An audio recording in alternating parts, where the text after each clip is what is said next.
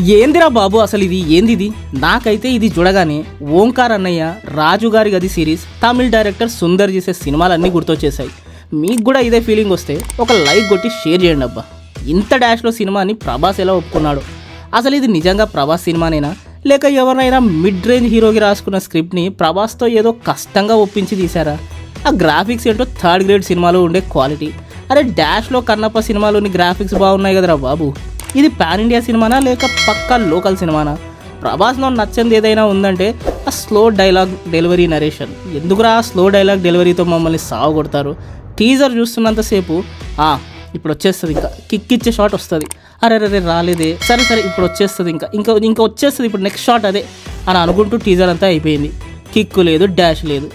ఏదో ప్రభాస్కి like going ఉన్న comedy scripts అంటే ఇష్టం కాబట్టి పాన్ ఇండియా స్టార్డమ్ ఉన్నా కూడా ఇది ఒప్పుకున్నాడేమో. లేదంటే ఇలాంటిది ఏ టైర్ 1 హీరో కూడా చేయడబ్బా. మీకు కూడా ఇదే ఫీలింగ్ వస్తే ఓ లైక్ కొట్టి షేర్ చేసేయండి అబ్బా.